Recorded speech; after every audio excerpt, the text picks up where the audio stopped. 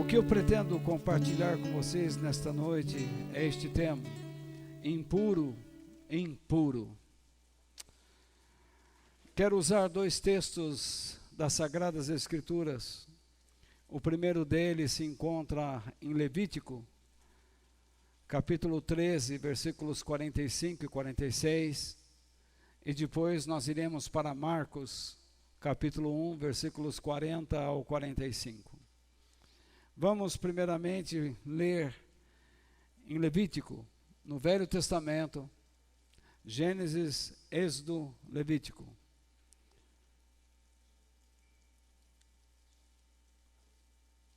Capítulo 13.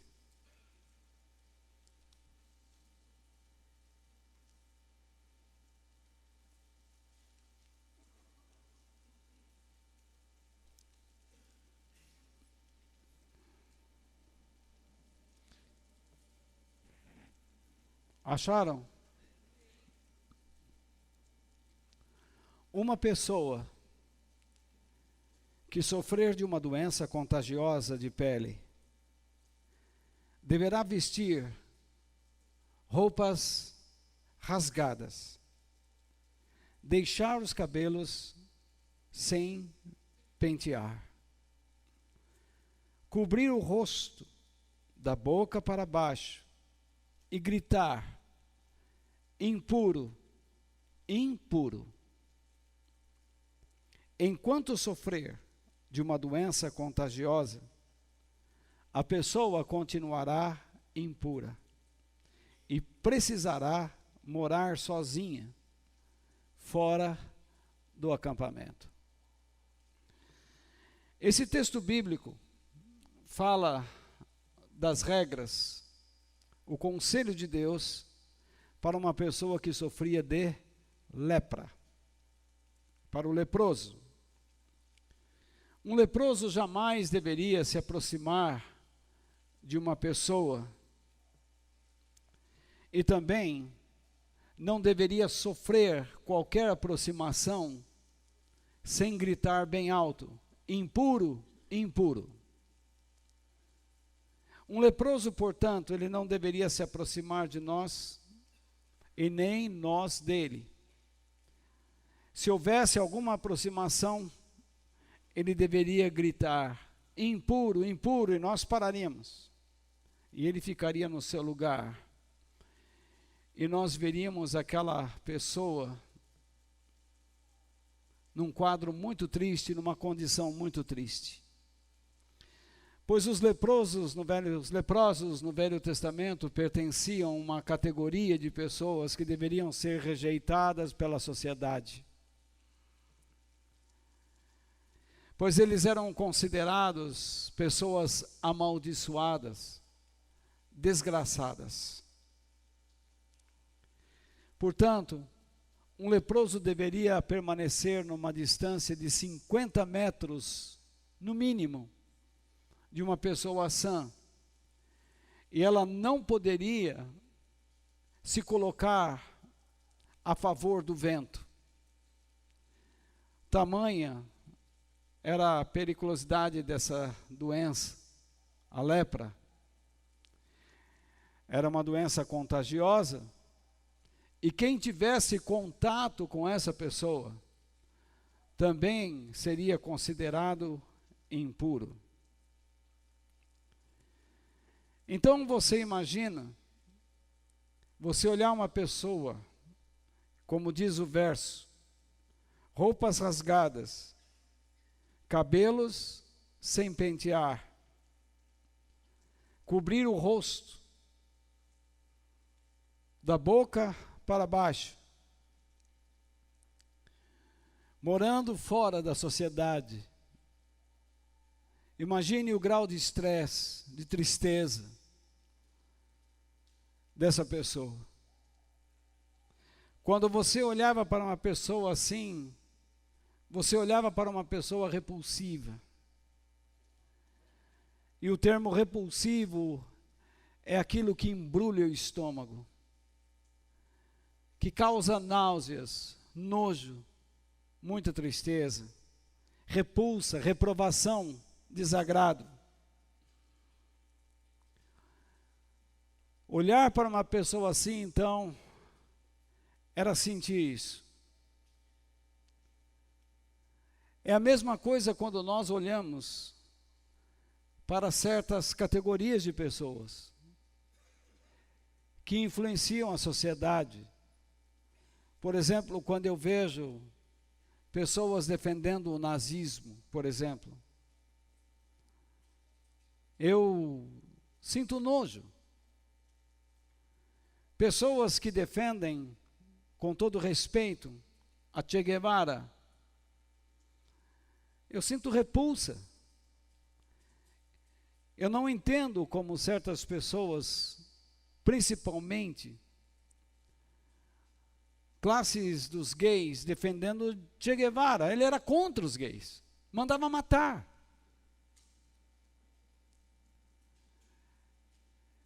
Uma pessoa que não gostava de tomar banho, mesmo sendo um médico,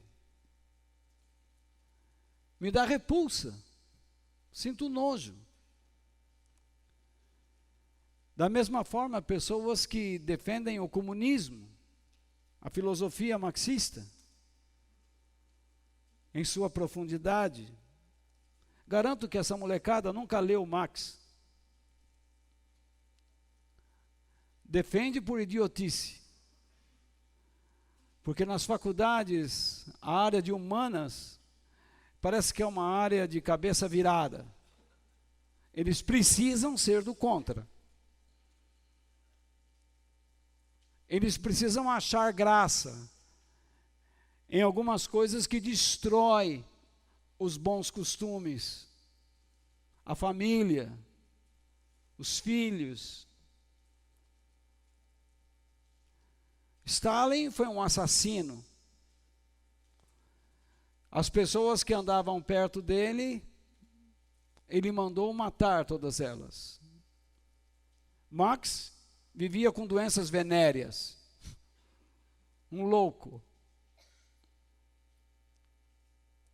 Então há certas categorias na nossa sociedade que nos influenciam e filosofias de governos, como nós estamos vendo hoje em dia. Nós estamos pasmos.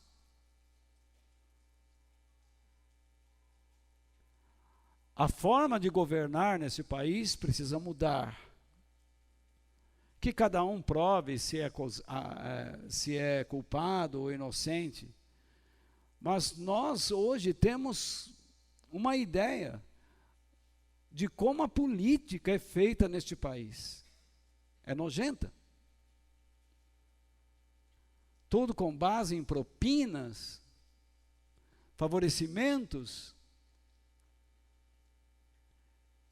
Enquanto nós vemos uma população passando necessidade, beirando os 20 milhões de desempregados. Não é mesmo? Hospitais sem recursos, nossas escolas à deriva, sem contar que realmente a República quebrou. Só aquele pessoal de Brasília que não enxerga. Quando eu ouço que 1.829 deputados estão envolvidos em corrupção, eu não vejo outra chance desse governo continuar. Quando eu vejo um presidente recebendo uma pessoa investigada em vários inquéritos, recebendo perto das 11 horas da noite, sem horário marcado, e depois dizer que foi grampeado, que possa haver edições no áudio ou não, mas não é um papel de um chefe de Estado, não é um bom exemplo, é uma atitude imoral. Receber uma pessoa que diz que compra juiz, que compra pessoas importantes, no mínimo imoral. Em qualquer outro país sério, estaria fora e preso. Nós temos um exemplo na Coreia do Sul, a do Sul. Aquela mulher foi para a cadeia. Quantos anos de cadeia? Aqui nós vemos a delação premiada, e premiada mesmo, com esses irmãos Wesley, vivendo na Quinta Avenida em Nova York. Vocês que já foram lá sabem o custo que é viver ali. Então e tem mais. O brasileiro inventa pizza, inventa esfirra. E nós inventamos a prisão premiada.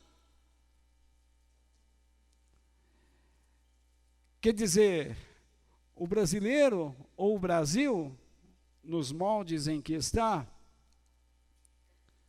consegue provar que vale a pena ser desonesto. Isso para uma sociedade corrupta, incauta, sem preparo, onde o verdadeiro ensino, a verdadeira formação nos foi roubada de nossas escolas, porque hoje nós não formamos mais cidadãos neste país. Nós temos lá criaturas malucas que agridem professores, que praticam bullying,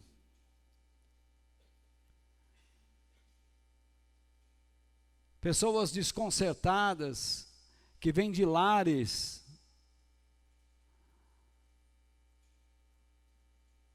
desconstruídos, cheios de traumas. Será que há conserto?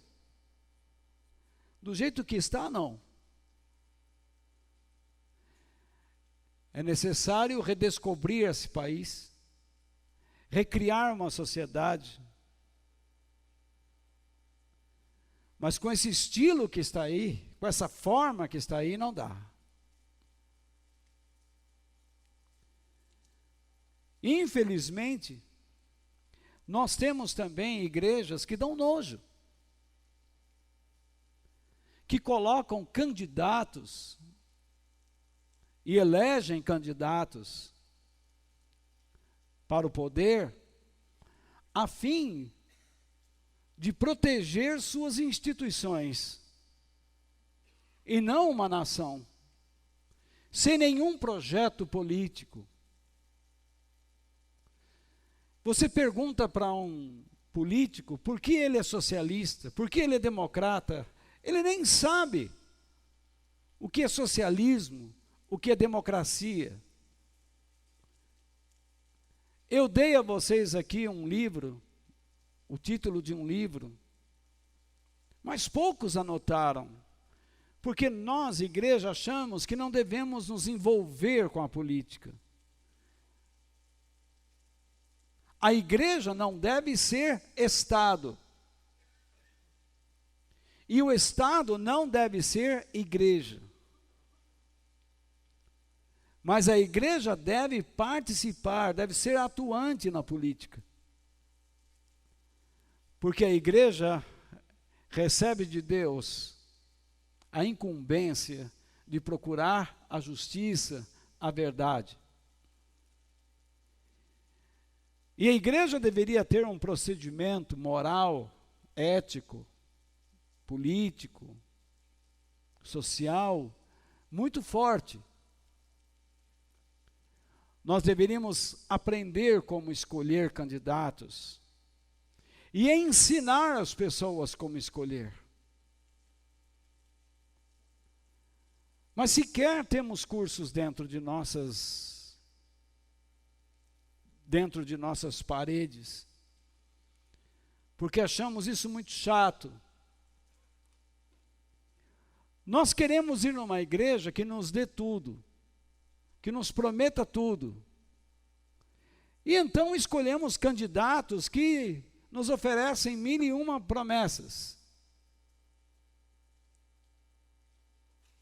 Confiamos nas promessas, sem observar que aquele homem é doente, é um cabeça fraca, sem conteúdo, sem projeto algum para uma comunidade, um estado, uma nação. Um país com tantos partidos políticos, enfim, dá nojo.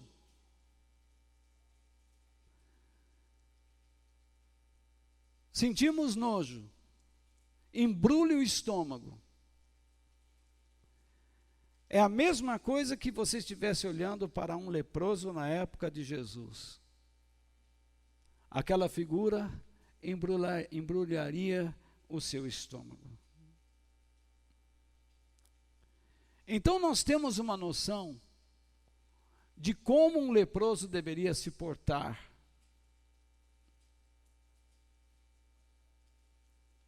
Diante de pessoas saudáveis.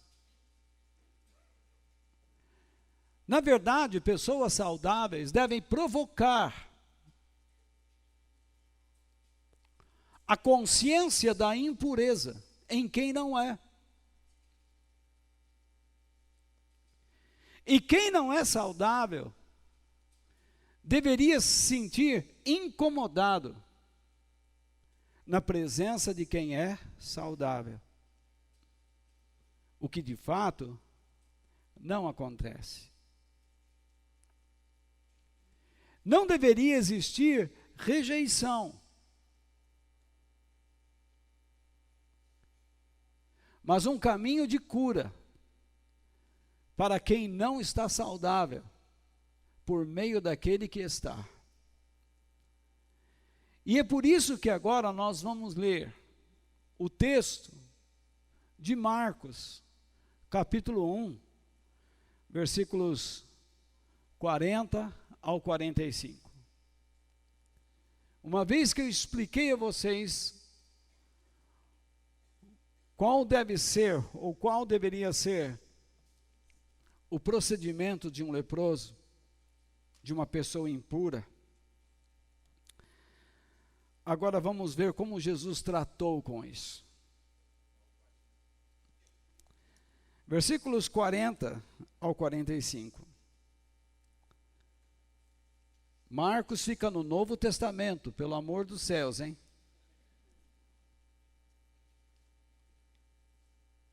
Acharam? Um leproso chegou perto de Jesus, ajoelhou-se e disse: Senhor, eu sei que o Senhor pode me curar se quiser. Jesus ficou com muita pena dele, tocou nele e disse: Sim, eu quero, você está curado. No mesmo instante, a lepra desapareceu e ele ficou curado. E Jesus ordenou duramente: olhe, esse verbo aí, quase que uma interjeição, ele está querendo dizer assim: preste atenção, entenda bem, guarde bem o que eu vou lhe dizer. Correto? É a mesma coisa quando você se vira para o seu filho, quando você espera dele uma atitude, e você diz: escute aqui, olhe bem para sua mãe, olhe bem para o seu pai, olha aqui, rapazinho, olha aqui, menina. O que você está querendo? Que ele preste atenção, que ela preste atenção, que ela guarde bem o que vem a seguir. Não conte isso para ninguém. Não conte o quê? O milagre. Mas vá pedir ao sacerdote que examine você. Depois, a fim de provar para todos que você está curado, vá oferecer o sacrifício que Moisés ordenou. Então Jesus o mandou embora. Mas o homem começou a falar muito e espalhou a notícia. Por isso Jesus não podia mais entrar abertamente em qualquer cidade, mas ficava fora, em lugares desertos, e gente de toda parte vinha procurá-lo. Muito bem. O que eu pretendo nesta noite é mostrar a vocês 3 coisas no episódio do leproso, da cura do leproso. Primeiro eu vou tratar com vocês o pedido do leproso para ser curado por Jesus. Como ele lidou com isso? No verso 40. Em segundo lugar, eu quero tratar com vocês sobre a reação de Jesus ao pedido do leproso. Como Jesus agiu com ele e por que agiu da maneira como agiu. Em terceiro lugar, a ordem de Jesus ao que foi leproso. Por que Jesus deu aquele tipo de ordem? Um tanto estranha. Mas por quê? Nós precisamos entender o Evangelho. Nós estamos aqui para conhecer o coração e a mente de Jesus Cristo. E algumas lições nós vamos tirar de tudo isto, para o nosso dia a dia, se Deus assim permitir. Então, a primeira coisa que vamos tratar é o pedido do leproso para ser curado por Jesus, no versículo 40. Vamos ler em voz alta então, todo mundo? Se você está com alguém que não tem a Bíblia, dá uma esticada e você dá uma pescoçada. E vamos todo mundo ler. Um leproso chegou perto de Jesus, ajoelhou-se e disse: Senhor, eu sei que o Senhor pode me curar se quiser. Então, tanto a aproximação como o pedido do leproso a Jesus revelam uma coisa: que ele tinha conhecimento de quem Jesus era. Mas não era um conhecimento teórico. Era um conhecimento interior da pessoa de Jesus. E isso lhe trouxe um grande benefício. Então, eu quero que você veja comigo 5 coisas importantes. Primeiro, o que ele faz? Ele chega perto de Jesus, mas no texto que nós lemos no Velho Testamento, qual deveria ser a sua atitude? Gritar o quê? Impuro, impuro. E ele não deveria se aproximar, não é isso? Ele não deveria se aproximar de uma pessoa sadia, de um ser humano sadio. Mas por que ele se aproximou de Jesus dessa maneira, sem gritar impuro, impuro? Porque ele tinha um conhecimento interior por revelação de Deus. de que Jesus não era uma pessoa comum. Jesus era o próprio Deus encarnado na terra. E ele tinha certeza que ao se aproximar de Jesus, não seria rechaçado. Então essa deve ser a nossa primeira lição. Que nós tenhamos coragem para nos aproximarmos de Jesus, sem medo de sermos rechaçados. Porque Ele é Deus.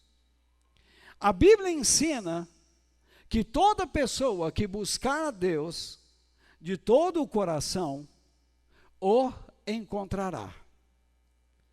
Se você buscar a Deus de todo o coração, você o encontrará, você o achará, Ele o ouvirá. Não significa que Ele fará o que você quer. Aí está o grande erro de muitas pessoas, que eles dizem, se você for a Cristo, Ele vai atender você e vai responder. Sim, Ele vai atender, mas isso não quer dizer que Ele fará o que nós desejamos, o que nós queremos. Ok? Segunda coisa, o que Ele faz? Ele se ajoelha. Então, o ato de se ajoelhar significa o quê? Um ato de rendição e também de profunda adoração. Esse era um ato tão profundo que ninguém se ajoelhava diante de outro homem, a não ser por praticar uma má política. Quando você se ajoelhava diante de um outro homem, você estava se rebaixando, perdendo a sua dignidade. Ajoelhar-se significa adorar. Quando nós adoramos a Deus, nós temos uma porção de atos físicos. Por exemplo, levantamos a cabeça ou baixamos a cabeça. Levantamos as mãos, ou então abaixamos as mãos e encurvamos o corpo. Adoramos, ajoelhando, ou então nos prostramos. Muitas vezes pessoas se prostram, isto é, deitam no chão, com a cabeça sobre a terra, com o nariz sobre a terra, a testa sobre a terra. Não é assim? Até mesmo sentar. Quando você para e se assenta, isto é, você se acomoda, você se tranquiliza para ler a Bíblia, para orar, para engrandecer a Deus. Isso também é um ato de adoração. Como vocês estão agora, sentados, tranquilos, vocês estão adorando. Quando eu estou falando com vocês, eu também estou adorando. É um ato de adoração. Quando nós cantamos, isso também é um ato de adoração. Então, adorar não é só cantar. Há pessoas que dizem assim, vamos adorar agora, e todo mundo pensa, vamos cantar. Quer dizer, então antes ninguém estava fazendo nada. Nossas atitudes respeitosas a Deus, provenientes de um profundo temor e medo de Deus, gera adoração. Tanto que no Velho Testamento Deus diz, lembre Israel, que há um Deus somente, e somente a Ele adorarás.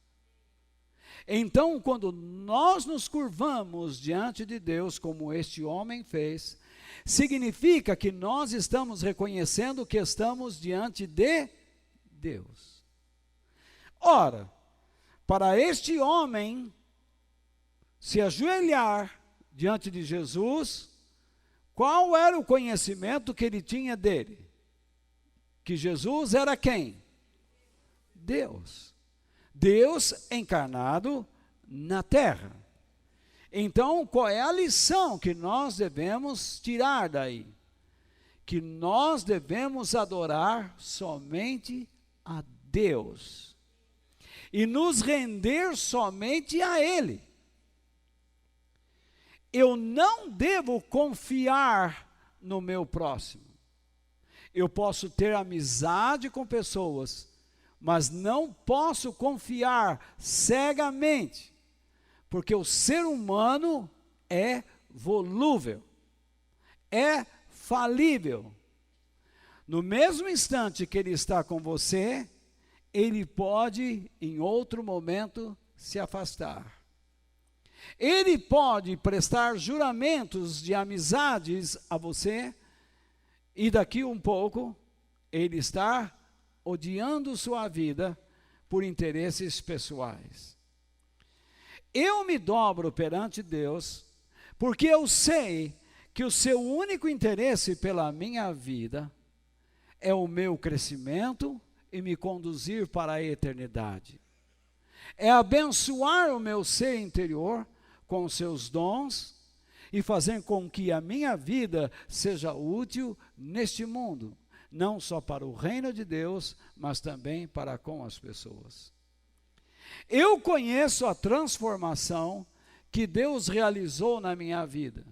Eu era uma pessoa imprestável, eu era enfesado, briguento, eu era terrível, mas Deus transformou a minha vida para melhor. E isto não significa que o trabalho de Deus terminou.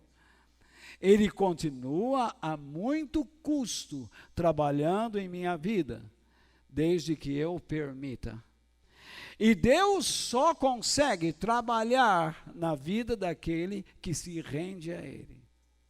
Então é uma tolice você achar que estando dentro de uma igreja, que participando de uma reunião qualquer, Deus vai abençoar você profundamente. É necessário que você aprenda a se render a Deus. E você só vai se render a Deus por meio de Jesus Cristo, que nos deu não só o seu próprio exemplo, como também o seu Espírito, para que nós tenhamos capacidade a realizarmos isso. Vocês estão comigo ainda? Está cansativo? Vocês nem imaginam como vai ficar. Em terceiro lugar, eu vejo o que aqui? O que ele faz? Então ele se aproxima de Jesus, porque ele não está se aproximando diante de um homem comum. E nós não estamos aqui diante de um homem comum. Quem abençoa vocês não é o Walter. Eu não sou nada. Vocês estão diante daquele que é Senhor de eternidade a eternidade.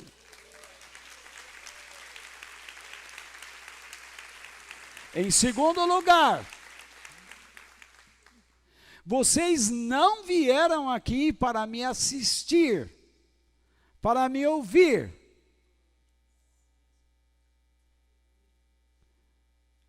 Afinal de contas, eu nem a saúde de antes tenho mais, nem a mesma força de antes tenho mais. Mas vocês vieram para ouvir uma palavra de Deus. É lógico que eu espero que Deus use a minha vida para falar com todos vocês. Mas eu não sou a atração desse lugar. Eu não sou a pessoa que diante da qual vocês devem respeitar em adoração. Vocês se assentam e eu falo, porque todos nós estamos envolvidos no mesmo Espírito e na mesma pessoa que ocupa todo este lugar com a sua glória e a sua graça. E nós estamos falando daquele a quem nós nos rendemos, Jesus Cristo, nosso Senhor.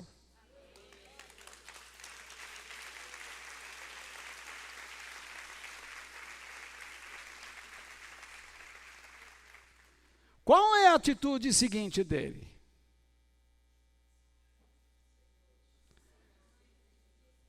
Vocês estão lendo, né? Então, ele chama Jesus do quê? De Senhor. Essa palavra no grego é muito importante. Porque quem chamasse Jesus de Senhor, estaria denominando a si próprio como um escravo.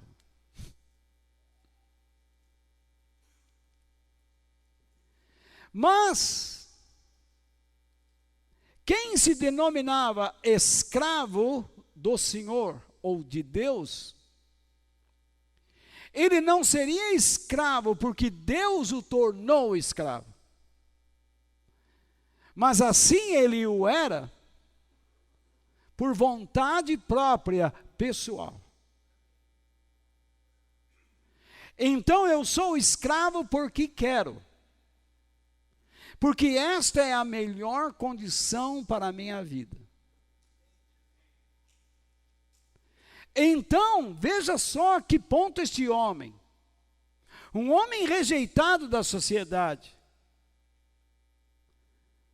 Uma categoria em que todos os religiosos da época de Jesus consideravam como um desgraçado. Olha a graça que este homem expressa.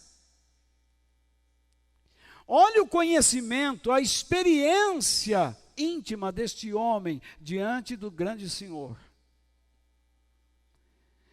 Ele chega e se aproxima, e Jesus olhando para ele, todos pasmos. Alguns vão dizer, ele vai matar esse camarada, porque esse homem tinha que morrer apedrejado.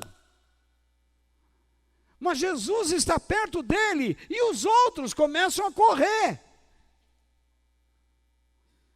Para ficar mais ou menos a uns 50 metros.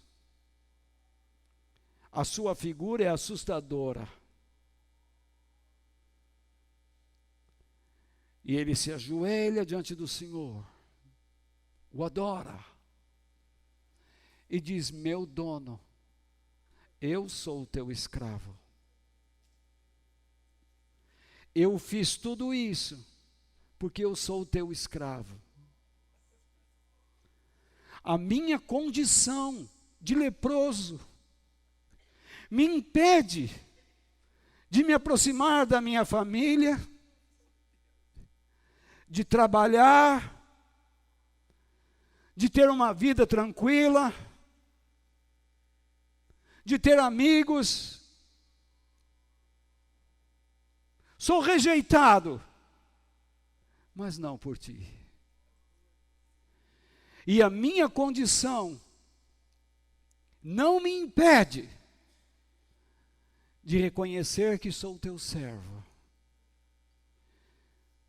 Mesmo rejeitado pela sociedade, não sou rejeitado por ti.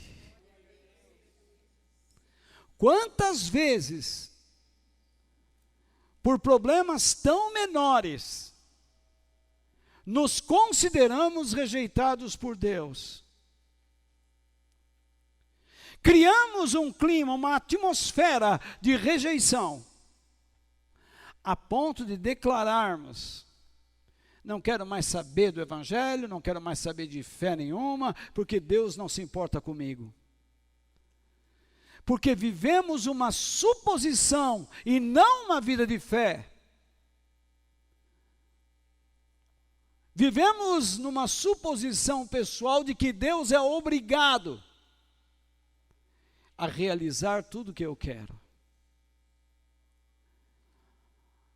a me dar uma condição de vida sempre melhor do que aqui tenho. E se não tenho uma vida melhor, a culpa não é minha, a culpa é dele. E se ele não me dá, ele não me merece. Você talvez agora esteja reclamando do seu casamento,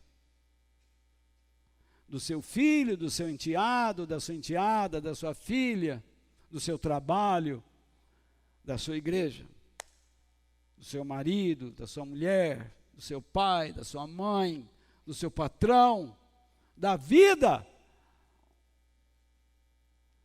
E você está dizendo: Deus não sorri para mim.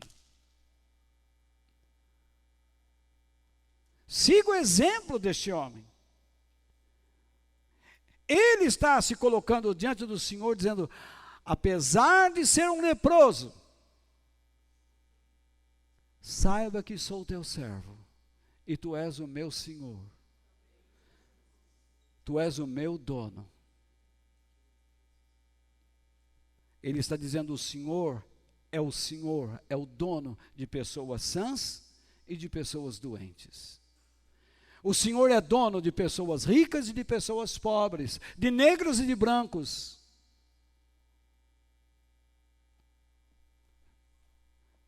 De bonito e de feio.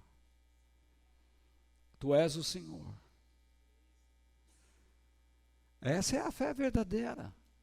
Olha o que esse homem está expressando, e Jesus está olhando aquilo. E ele não vê a mesma atitude nas outras pessoas.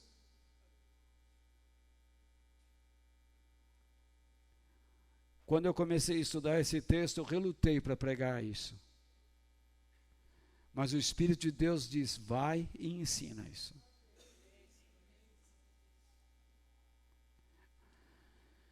Então, qual deve ser nossa atitude? Que nós reconheçamos que Jesus deve ser o nosso Senhor e que nós devemos ser humildes a Ele, dependentes dEle.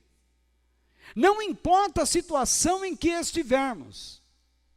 Você já teve dinheiro e agora não está tendo? E você fica agora dando murro na parede? Não faça isso.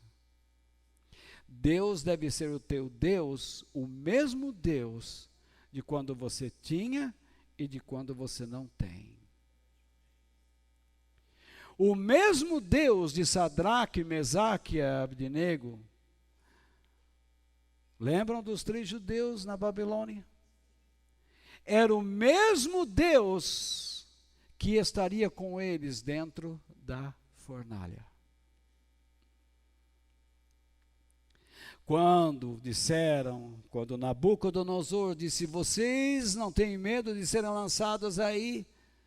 E eles disseram: fique sabendo, ó rei, que se o nosso Deus quiser, Ele nos salvará. Do contrário, vamos para Ele. Quando a mulher de Jó disse: Jó, você está louco, coberto de pus, amaldiçoe sua vida, amaldiçoe a Deus a sua vida e morra. E ele disse: você fala como uma louca, uma louca.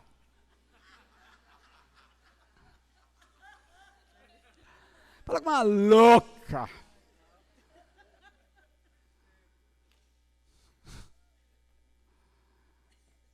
Nu saí do ventre de minha mãe, nu tornarei para lá. O Senhor Deus deu, o Senhor Deus tirou. Louvado seja o nome do Senhor. Deus continuava sendo Deus. Pode ser que você nunca mais será uma pessoa rica como era.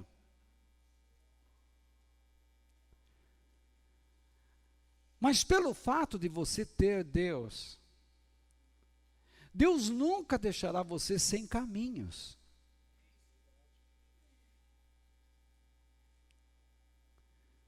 Talvez você esteja enfrentando uma situação de grande tristeza. Mas se você tem Deus, Ele vai continuar lhe dando caminhos, para que você seja forte nesse instante. Talvez você nunca receberá o que você espera receber. Eu não sou louco aqui, não vou dizer para você, tenha fé que Deus vai dar tudo o que você quer, pega a mala. Talvez você esteja pegando uma mala sem alça.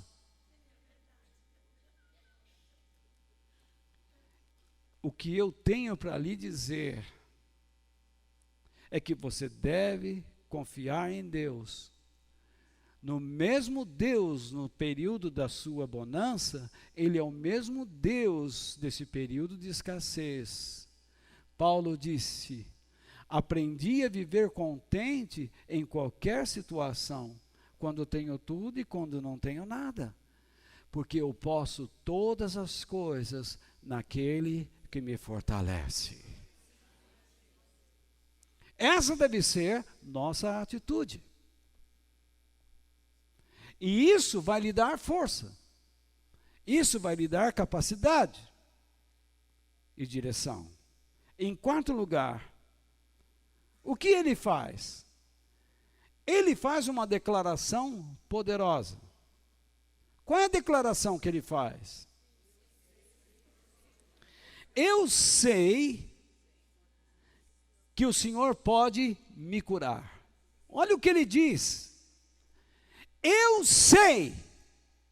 Ele não tem dúvida. No Velho Testamento, só existia uma pessoa que podia curar o leproso. Sabe quem era? Deus. Ninguém mais.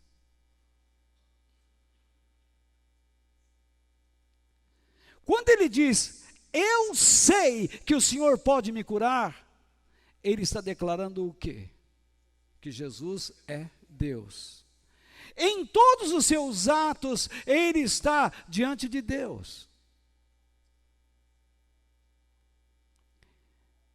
Ele não é como aquela pessoa que está diante de uma reunião e lida com o ambiente com desdém. Lhes dou um exemplo bíblico. Jesus foi à casa de Lázaro, e as duas irmãs de Lázaro, as quais se chamavam Marta e Maria. Maria sentou-se aos pés de Jesus para ouvir seus ensinamentos, e Marta corria para lá e para cá. Então Marta chegou diante do Senhor, querendo fazer um auê. Chegou e disse, me desculpe o auê.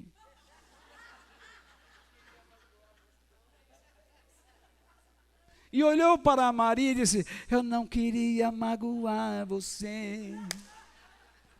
Então, chegou diante de Jesus e disse, o senhor não se importa que eu estou correndo para lá e para cá e minha irmã aí quieta?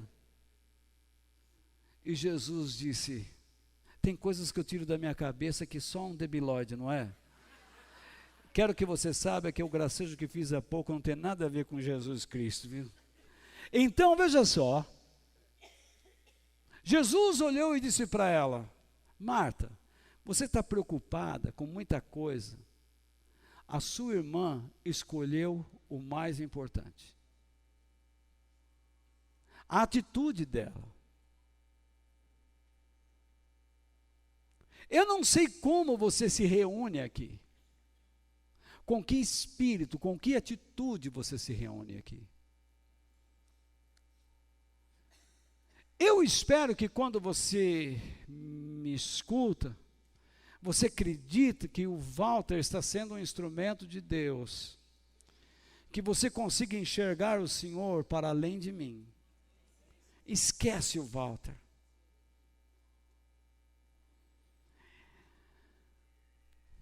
Para chegar diante de vocês, eu tive que tomar banho, pentear cabelo, passar desodorante, perfume, escovar os dentes, dar uma arrumadinha. Na verdade, é a Denise que me arruma, né? Chego lá, a roupa, você vai com essa. Essa. Eu, por mim, eu estava de camisa xadrez, cinturão. Então, veja só. Aí, aquele que está aqui é eterno.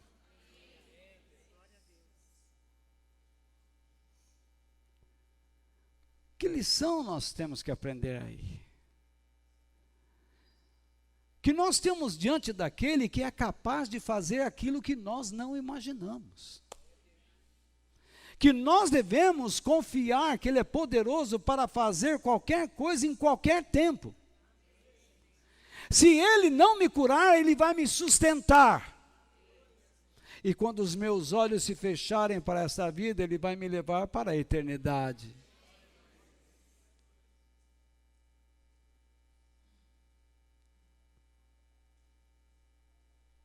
Mas esse homem tem ainda uma quinta atitude. Qual é? Ele não impõe a Jesus a sua cura. Mas ele faz uma declaração, usando uma condicional. Se quiser. Ele sabe que Jesus tem poder, mas ele quer. Então, você sabe, eu sei que Jesus tem poder. Mas ele talvez não queira fazer aquilo que eu quero que ele faça.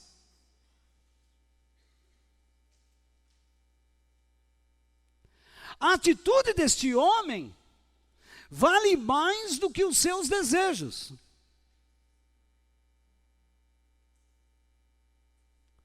Algumas pessoas hoje em dia deixam de receber coisas, diria, maravilhosas de Deus, porque não têm a atitude correta. São simplesmente interesseiros. Esse homem tem um drama. Imagine que drama. Mas ele não é interesseiro. Então, que lição que eu tenho que aprender aí?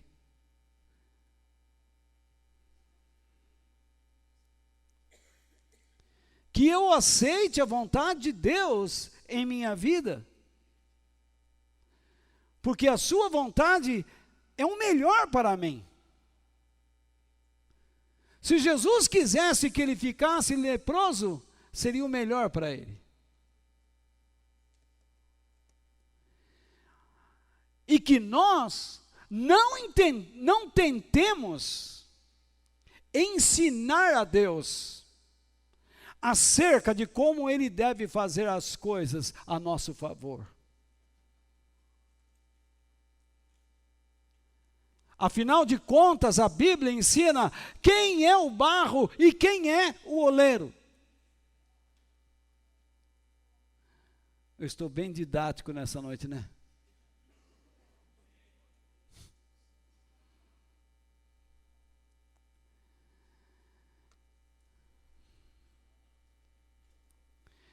O leproso, quando foi a Jesus, não o viu como um profeta, mas o viu como Deus.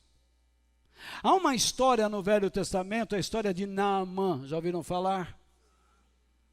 Ele procurou um profeta chamado Eliseu.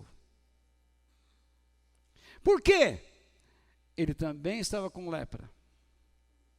E ele chegou diante de Eliseu e disse: Eliseu, você pode pedir a Deus, ou você pode me curar? E Eliseu diz: por acaso você acha que eu sou Deus para fazer isso? Eu trouxe aqui presentes para você, dinheiro, eu não quero nada. Na verdade, Eliseu nem conversou com ele. Mandou falar. E Eliseu disse: ó, fala para ele mergulhar 7 vezes no Rio Jordão. Naamã achou isso um insulto, porque na terra dele os rios eram de águas cristalinas, e o Rio Jordão é um rio que desce a 400 e poucos metros abaixo do nível do mar. Então você imagina, ele vai arrancando terra, e ele sempre tem no seu percurso, na maior parte do seu percurso, ele é um rio lamacento. E até que alguém convenceu Naamã e disse: meu príncipe, por favor, faça o que o profeta falou. E ele mergulhou, e na 7ª vez, quando saiu, ele estava curado da lepra. Aí chega alguém e diz assim: opa, vou lá em Israel, pastor, posso ir que eu estou com lepra? Não. Por quê? Porque assim você me joga 7 vezes no Rio Jordão, e eu vou ser curado da lepra. Ou então você chega lá para mim e diz assim: eu estou com um problema financeiro, e Walter, nós estamos aqui em Israel, vim nessa excursão, nesse grupo, e agora você pode me mergulhar 7 vezes no Rio Jordão, porque eu vou ganhar prosperidade? Será que Deus vai usar isso? Não. Deus estava humilhando aquele homem. Cada milagre que existe na Bíblia existe por uma razão, por um propósito, para nos ensinar coisas. É o que nós estamos aprendendo. Em segundo lugar, a reação de Jesus ao pedido do leproso.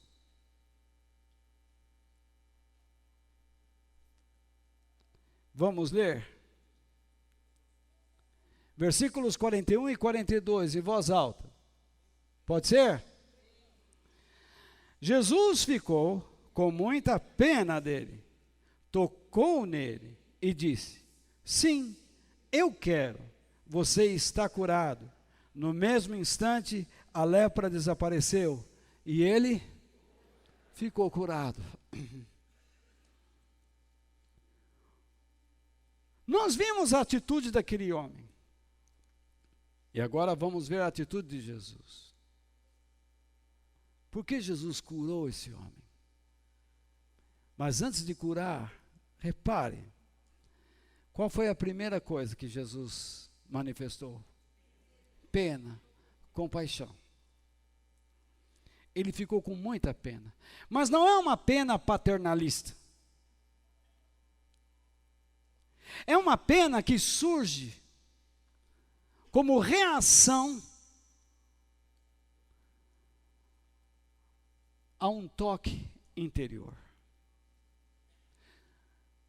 Na época de Jesus, quando uma pessoa sentia pena, ele dizia assim: ai, que pena. Ele punha a mão nos intestinos, nas vísceras, porque é um sentimento de dor que mexe aqui no íntimo. Imagina. Da mesma forma como aquele homem causava nojo, a atitude daquele homem em Jesus, em vez de nojo, gerou compaixão.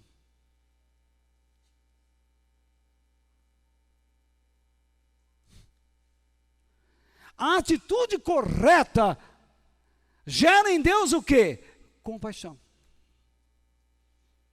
Toda vez que você toma a atitude correta em sua vida, você gera em Deus compaixão pela sua vida.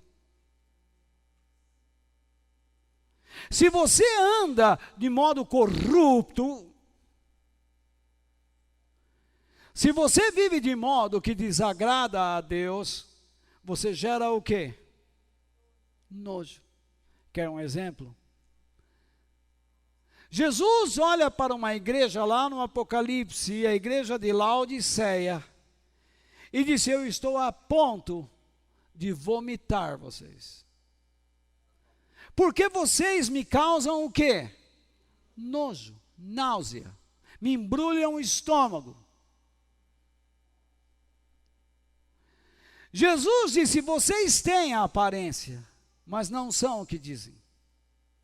Vocês me buscam, mas não me buscam de coração. Seus lábios dizem que confessam a Deus, mas seus corações estão longe de mim. Isso causa nojo.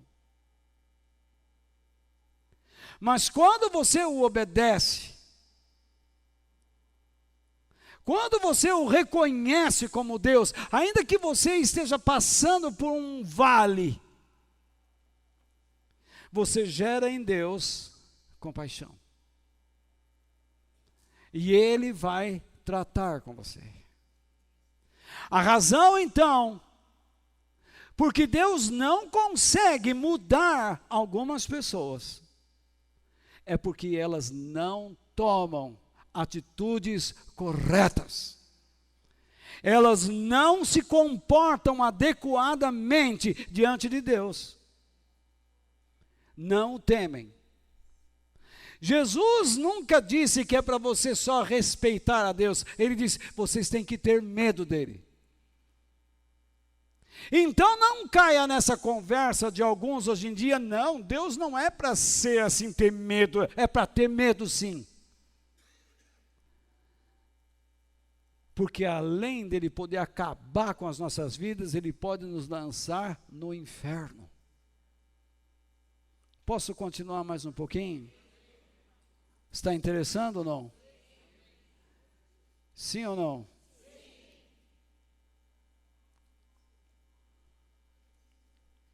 Segundo, a segunda atitude de Jesus foi tocar nele.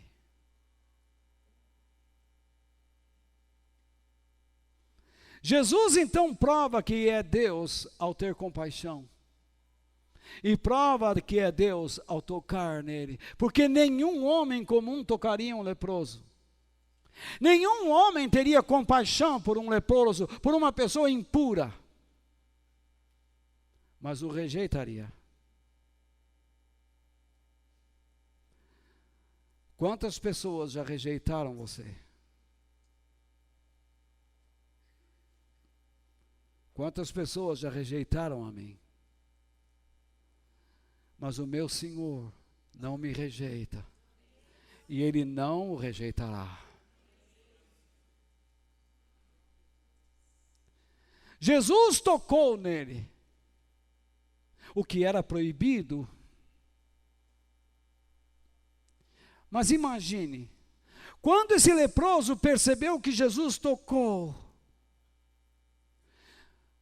foi a primeira vez em muitos anos que ele sente o toque de uma mão humana tocando em seu corpo. Longos anos de sofrimento, de asilo, de separação, querendo abraçar sua família, querendo participar dos abraços afáveis de alguém próximo. E era impossibilitado devido à sua doença, devido à sua condição. A sua tristeza era grande. Mas ele me tocou.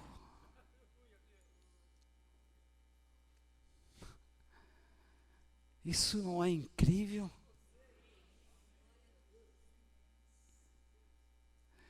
E eu vou mais fundo.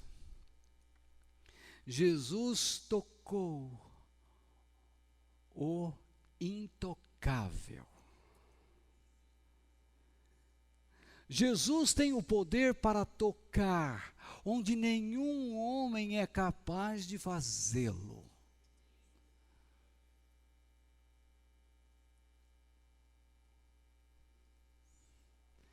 Eu me lembro no Egito,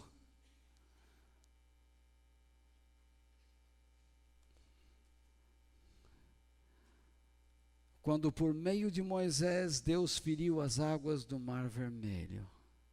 Elas se abriram.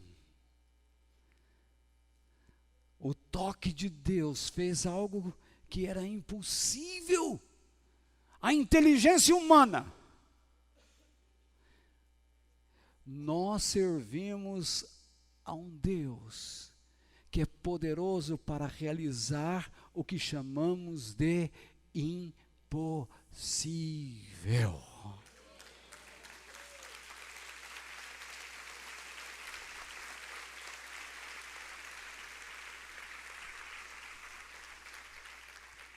Quando Davi declarou: ainda que eu ande pelo vale da sombra da morte, não temerei mal algum, porque tu estás comigo. O que ele estava declarando? Senhor, eu sei que às vezes terei que passar por situações que eu não quero, mas o Senhor me dá toda a capacidade para caminhar mesmo dentro da escuridão.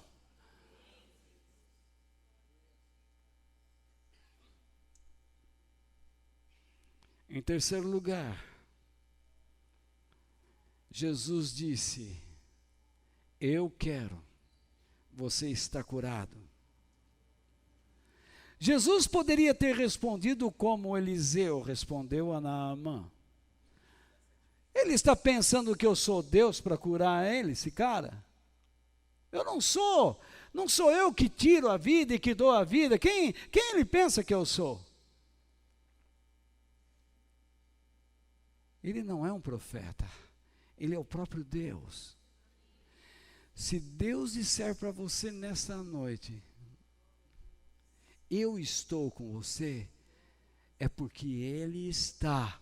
E você vai caminhar por onde você não imagina poder caminhar.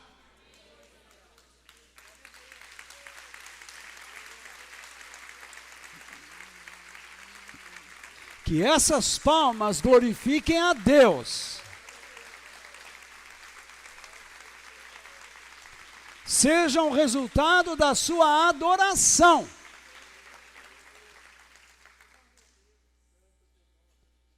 Se Deus disser: vou te curar e quero que você esteja curado, você vai sair daqui curado. Mas se Deus disser: eu vou manter você nesta condição e vou te sustentar, Ele vai te sustentar. Vamos terminar. A ordem de Jesus ao que foi leproso. Vamos ler? Versículos 43 ao 45. Repare que o leproso foi curado imediatamente, à vista de todos. Houve uma transformação imediata. Isso é importante. Guarde este pensamento. 43 ao 45. Leiam comigo. E Jesus ordenou como? Como? Duramente. Ele falou: escuta aqui. Ele deve ter até franzido as sobrancelhas. Escuta aqui. Olha para mim. Veja bem, meu rapaz. Não conte isso para ninguém. Mas vá pedir ao sacerdote que examine você. Depois, a fim de provar para todos que você está curado, vá oferecer o sacrifício que Moisés ordenou. Então Jesus o mandou embora. Mas o homem começou a falar muito e espalhou a notícia. Quis logo ser um pregador.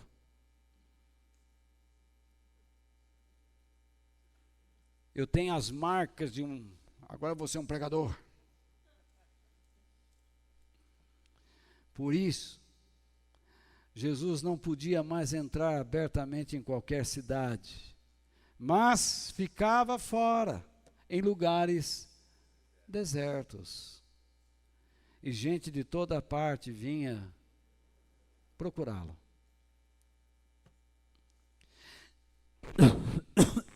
Me desculpe. A pergunta que eu faço é: por que Jesus ordena que este homem não conte a ninguém o grande milagre que recebeu?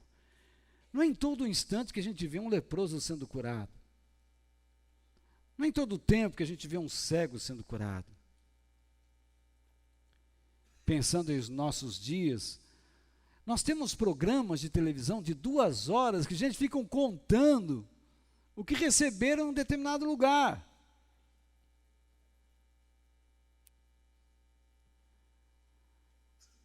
Nós encontramos programas de rádio de pastores gastando uma grana para contar que no lugar que ele prega, Deus cura todo mundo.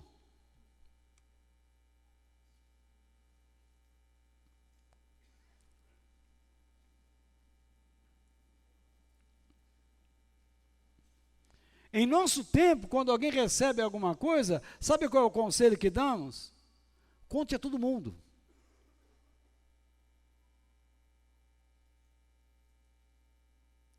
E sem nenhum cuidado ou conhecimento, essa pessoa sai falando pelos cotovelos, fazendo no máximo, ou no mínimo, uma propaganda do lugar onde ela estava e do cara que orou por ela. Mas é justamente o que esses pastores querem. Que façam propaganda deles.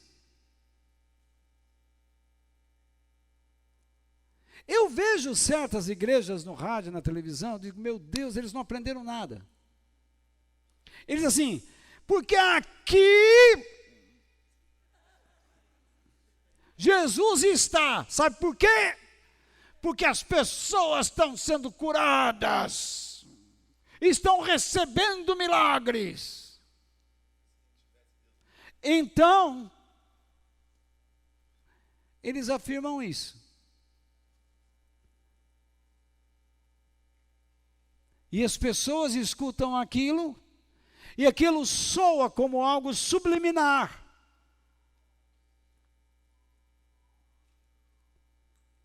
Afeta a esperança daquela pessoa, o sentimento de esperança. Ela diz, é ali. E ela vai e cai numa armadilha. Cai no conto de um homem que apenas quer o seu dinheiro. Que não está preocupado se ela terá uma vida espiritual e moral que agrade a Deus e à sociedade.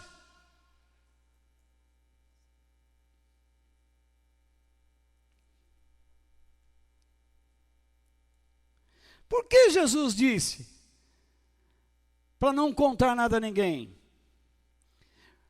Primeiro, porque Jesus não queria ser reconhecido como um personagem popular, um milagreiro, um curandeiro.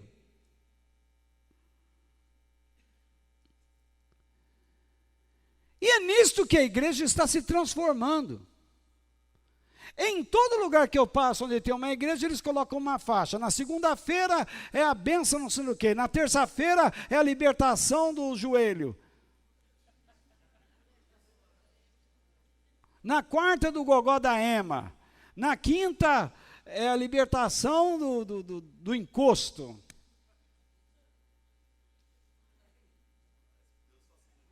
Na sexta é a libertação dos dramas, que sei lá o quê. No sábado Deus vai te dar uma namorada ou namorado. No domingo é a prosperidade, Deus vai te dar finanças. É uma solução fácil, um curandeirismo fácil. É uma milagrogia.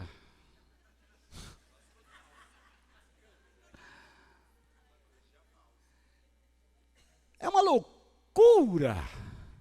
É um negócio sem pé, sem cabeça, como o samba do crioulo doido. O trem que está atrasado já passou. Então eu fico maluco, eu não sei como pode. Jesus não queria que esse homem saísse falando dele, sem bases maiores de conhecimento. Jesus sabia que ele o reconhecia como Deus, mas não o viu ressuscitar. Não conhecia o seu evangelho, não entendia os seus propósitos. Se você não entende os propósitos de Jesus e do evangelho de Jesus, você vai pronunciar uma mensagem errada.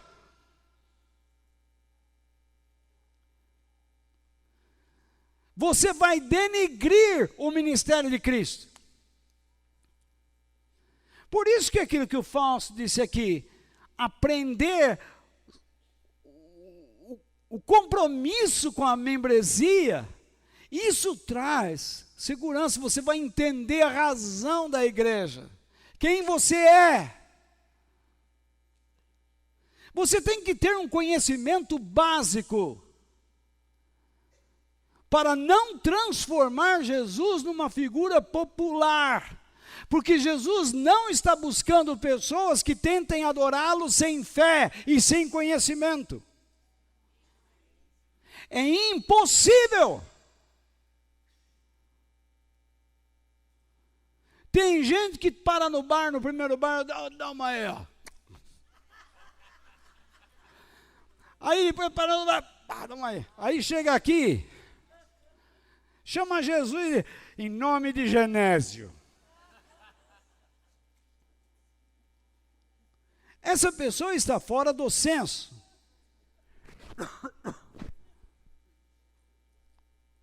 Como é que ela pode adorar? E se uma pessoa chega aqui e fica olhando no relógio, olhando para cima, do lado, blá, blá, blá, blá, blá, como que ela pode adorar?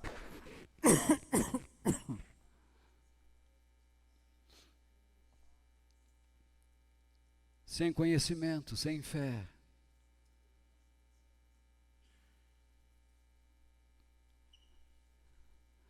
Como você pode esperar receber algo de Deus se você está numa situação e você não sabe como agir? Porque você não conhece Deus. Fala, não, eu vou pela fé, eu meto os peitos mesmo. Já viu essa turma que fala, mete os peitos? Eu vou com a fé e a coragem. Que fé e coragem? Você precisa saber o que Deus quer.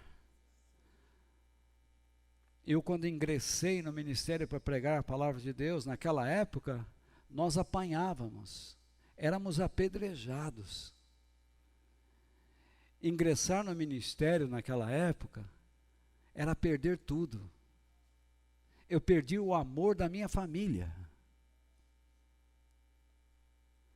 Eu tenho marca de pedrada que eu levei em Araras. Tive que me esconder atrás de uma caixa de laranja.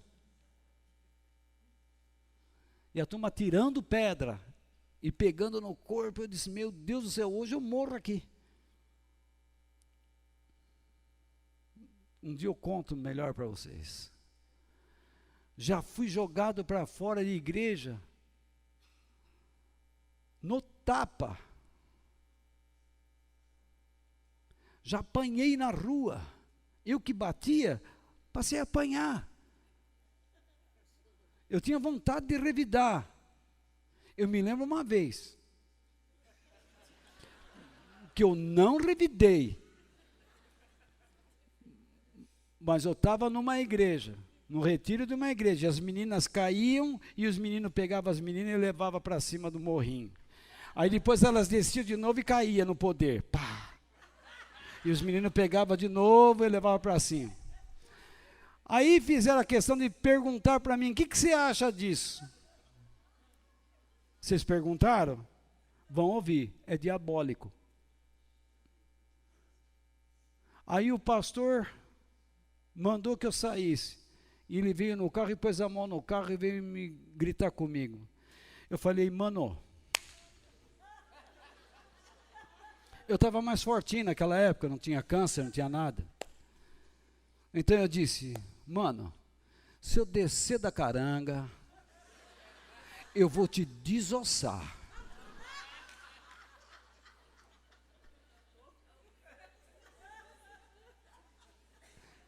Isso eu me lembro, eu peço perdão a Deus até hoje. Eu conto isso para vocês, vocês dão risada, mas eu fico triste. Porque eu quase voei no pescoço dele. Porque eu senti um nojo dele estar vendo toda aquela situação e veio me repreender.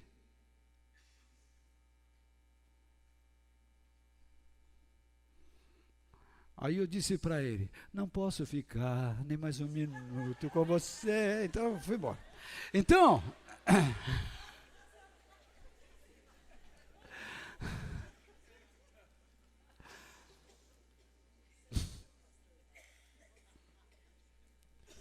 por que Jesus proibiu essa pessoa então de falar? Porque ele não era uma pessoa preparada. Quem não é preparado não deve falar. Deve aprender. E deve fazer o que Jesus pede. Em segundo lugar, o fato dele falar limitou o ministério de Jesus. Jesus queria entrar em várias cidades, agora ele tinha que ficar onde? No deserto. Quem não é preparado, limita Jesus. Esses pastores, quando dizem assim, Jesus está aqui, todo mundo pensa que é só ali. Eu já ouvi pessoas aqui dentro dessa igreja dizendo assim, essa aqui é uma igreja que ensina a palavra, mas Jesus não está aqui para curar, só para ensinar. Se você quer ser curado, vamos numa igreja ali, que ali o pastor lá, Jesus está curando lá. E Jesus está lá curando, aqui não, aqui ele só está ensinando. Isso é um absurdo. Essa pessoa precisa pegar aquele sapatinho, sabe aquele sapatinho fininho de mulher assim? E levar um chute no cox.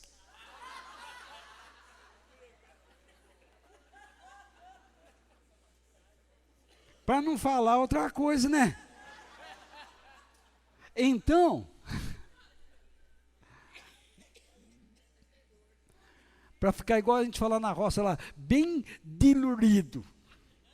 Então, veja só. Jesus está aqui.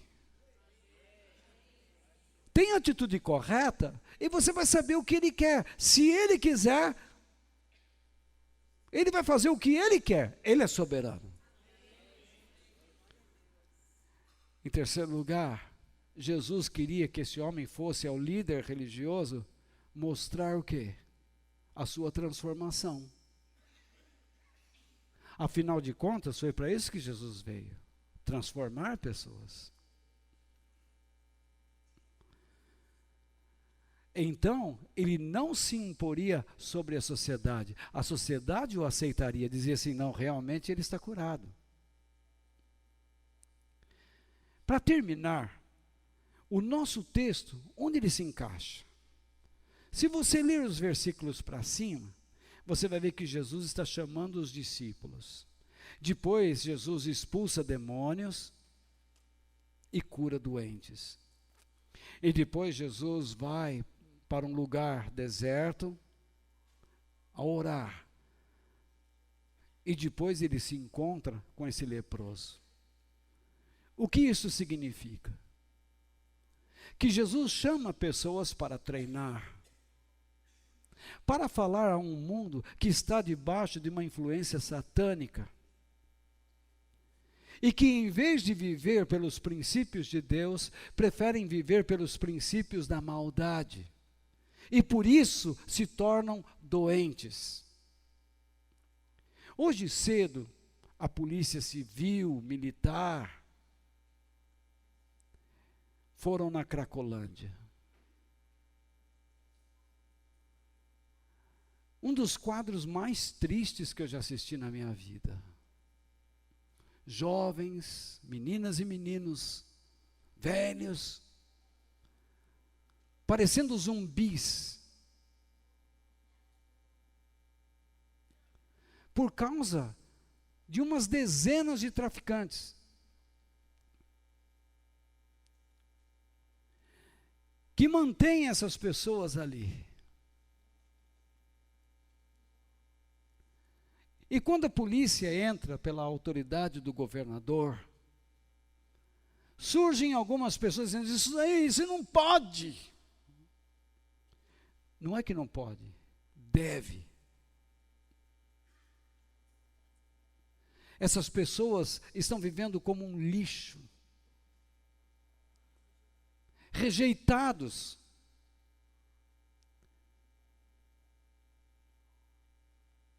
E nós é que temos que gritar, impuros, impuros.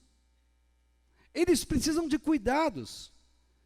Mas não me venham com essa história de que eles estão doentes, porque doentes não estão. Drogar-se não é doença. A mesma coisa como embriagar-se não é doença.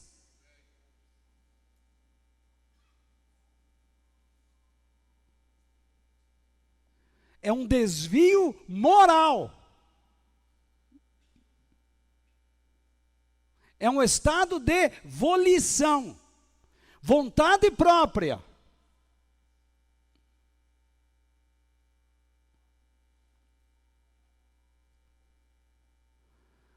Quando Jesus expulsou os demônios e curou os doentes, e depois foi orar, por que ele foi orar?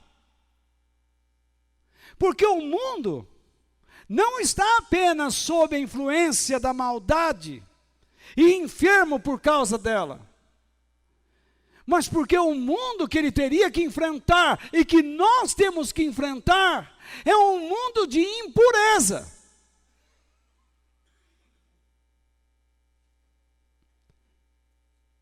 Porque a hanseníase ou a lepra não é um problema só de pele. Porque existe no mundo leprosos espirituais e morais.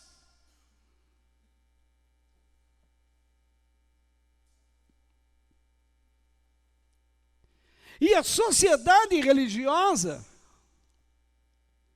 simplesmente rejeita as pessoas que não são iguais a ela.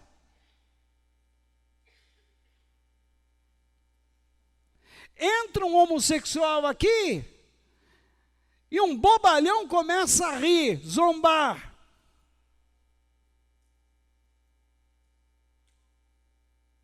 Entra um rapaz ou uma moça todo tatuado, estiloso.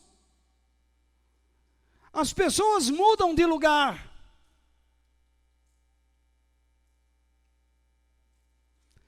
Eu me lembro de uma igreja em que entrou uma moça tão linda, e ela estava com uma mini saia assim, não era vestido, era um cinto.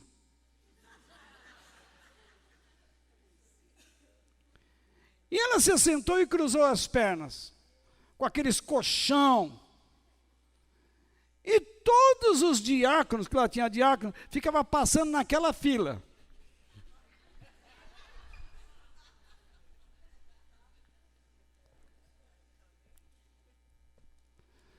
Só que descobriram depois que era homem.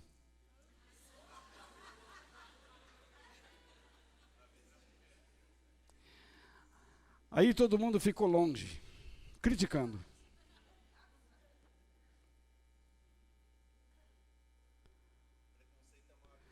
Então você vê, é isso que nós nos tornamos.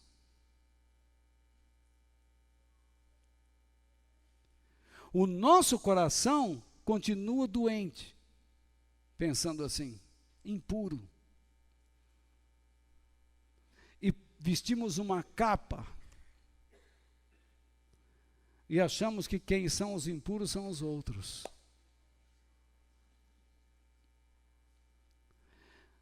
Escondemos nossa impureza moral e espiritual e julgamos o nosso semelhante. quando Deus o está chamando, como está chamando a cada um de nós. Porque nós adquirimos o hábito de julgar as pessoas pela aparência, quando nós sabemos que Deus olha para o coração do ser humano.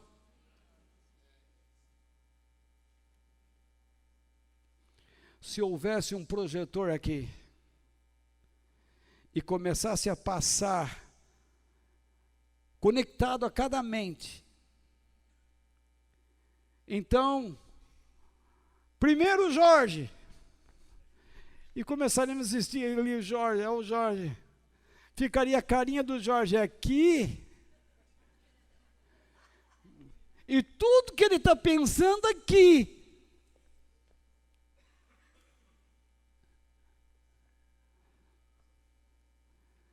Nós diríamos assim, impuro.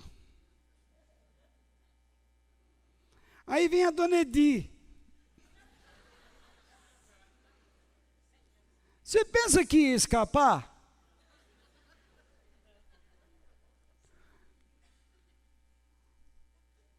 Depois vem o Vart. Vocês iam falar, é esse que prega para nós?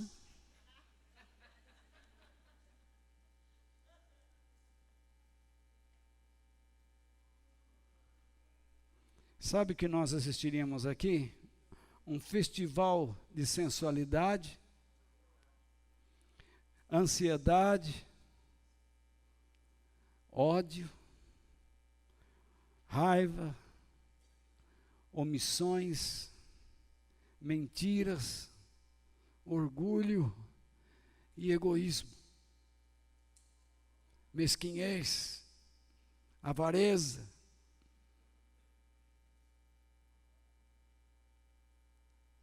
Nós veríamos a impureza do nosso coração doente.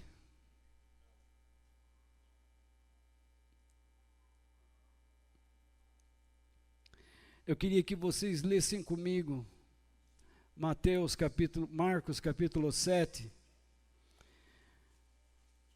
versículos 14 a 16, para terminarmos. Falei muito, né? Como sempre, né? Vocês que nos visitam aqui, que estão novinhos na igreja aqui, já vocês vão estar me criticando. Versículos 14 ao 16.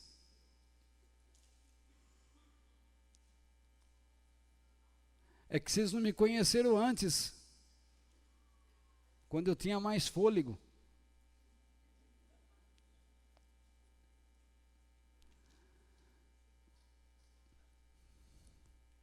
Jesus chamou outra vez a multidão. Acharam ou não? Quem achou, diga amém. Quem não achou, diga, estou indo para a salvação. Não. Jesus chamou outra vez a multidão e disse, escutem. Escutem todos o que eu vou dizer. E o quê? E entendam. A religião de hoje, eles querem abolir o verbo entender do nosso meio. Eles querem que você só sinta. Você vai numa reunião de oração, o camarada está assim.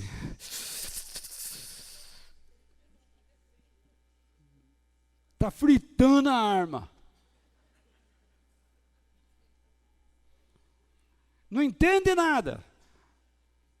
Só vai berrar, amém? Pode orar do jeito que quiser, mas sem nenhum entendimento.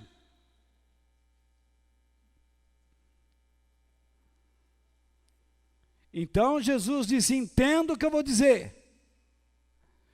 Tudo que vem de fora e entra numa pessoa, não faz com que ela fique impura. Mas o que sai de dentro, isto é, do coração da pessoa, é que faz com que ela fique impura. Se vocês têm ouvidos para ouvir, então ouçam. O apóstolo Paulo diz: ouçam tudo e retenham o que é bom. O que significa isso? Retenha aquilo que lhe trará utilidade. Porque aquilo que você absorve norteará a sua vida. E a sua vida é dirigida pelo que você pensa e sente. Deus nos chama a uma vida de pureza. E eu creio que todos nós queremos ser abençoados por Deus. Mas de modo algum seremos, se não permitirmos que Deus limpe o nosso coração. Porque Ele mesmo disse: felizes aqueles que são limpos de coração, porque estes verão a Deus. Eu quero ver Deus na minha vida. Não vou conseguir viver 100%, mas vou me esforçar para agradá-lo. E espero que você faça o mesmo. Aqui está o exemplo numa história de um homem que mostrou a sua atitude. E Jesus foi tocado a ter compaixão dele, porque ele teve atitudes corretas. Aqui está um homem que desobedeceu a Cristo. Jesus não tirou o que deu a ele, mas este homem, mesmo sendo abençoado por Deus, serviu como um instrumento de estorvo, de atrapalho àquele que é Senhor. Deus me deu o dom para comunicar, quando eu não era capaz de falar com uma pessoa. Eu era tímido, me fechava nos cantos, mas longe de mim comparecer perante vocês, pessoas que Deus chamou, sem me preparar, sem adquirir conhecimento, para falar do meu Senhor eterno. Não quero ser julgado por ser um vadio, um vagabundo nos estudos da palavra de Deus. Quero ser um homem que medita e que sempre traz a vocês a palavra que vem do coração do Pai. Que nesta noite, quando vocês ouviram a palavra do Senhor, que vocês busquem uma vida pura, saiam debaixo dos princípios satânicos, que trarão enfermidades aos seus pensamentos e aos seus sentimentos, que prejudicarão as suas vidas, que levarão vocês a caminhos tortuosos. Mas entreguem suas vidas a Deus, confia nele, e o mais Ele fará. Tome a atitude correta, que agrada ao Senhor, e você, como Marta, escutará. Se creres, se fores fiel, se confiares, tu verás a glória de Deus. Tu verás a glória de Deus.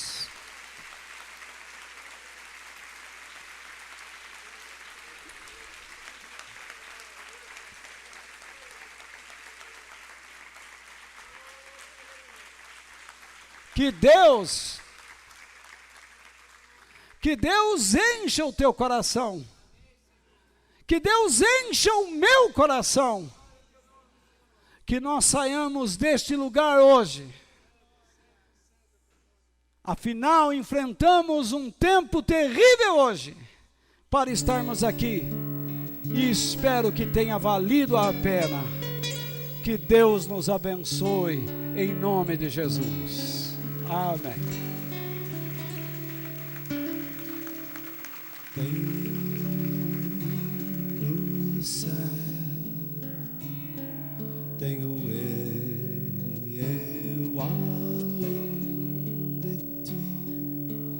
e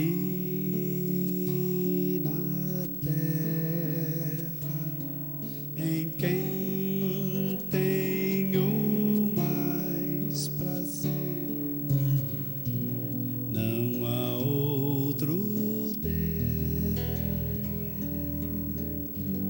semelhante a ti, Senhor. És a minha